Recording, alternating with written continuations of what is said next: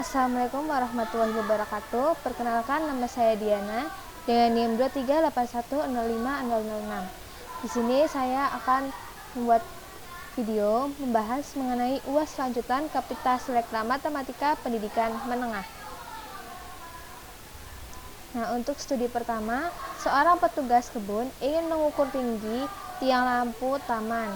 Ia berdiri sejauh 10 meter dari dasar tiang dan mengamati puncaknya dengan sudut elevasi 45 derajat.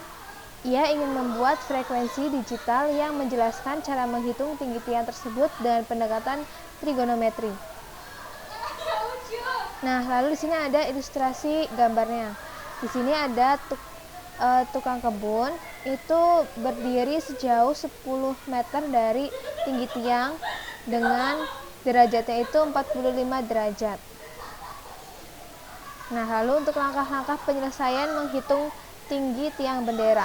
Yang pertama itu, di situ kita ketahui ya bahwa jarak pengamat ke tiang itu adalah 10 meter.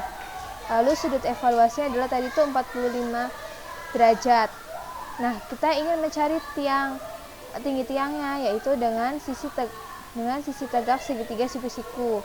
Nah, gunakan rumus tangen di mana tan sama dengan tinggi per alas. Jadi tan 45 derajat itu sama saja dengan H per 10. H itu sebagai tinggi ya.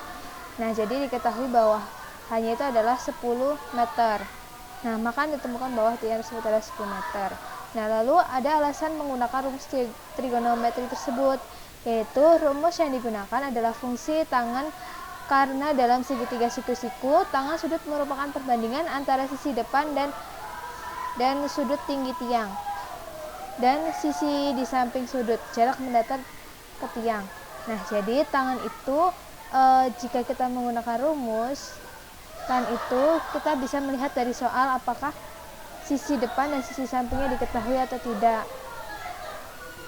Nah, lalu tanggapi soal jawaban ketika UAS yang Anda buat pada soal butir ini secara konstruktif. Nah, pada soal sebelumnya saya mungkin hanya fokus pada hasil akhir tanpa menjelaskan secara menyeluruh alasan memilih fungsi tangen dan bagaimana menggambar sketsa secara tepat.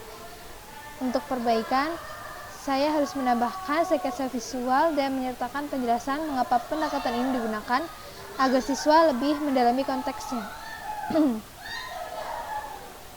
Lalu ada tulis refleksi diri terkait pemahaman, tantangan, dan cara menjelaskan kembali kepada siswa SMA.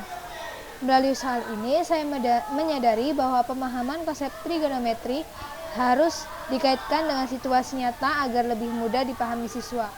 Tantangannya adalah menyusun penjelasan yang sederhana dan visual yang efektif. Saat mengajar siswa, saya akan lebih menekankan pentingnya menggambar sketsa terlebih dahulu, menganalisis sudut dan sisi-sisinya, lalu memilih fungsi trigonometri yang sesuai. Saya juga akan membiasakan mereka untuk membuat narasi atau menjelaskan kembali prosesnya secara verbal dan dalam. Untuk lanjut ke studi kasus 2, ke video berikutnya.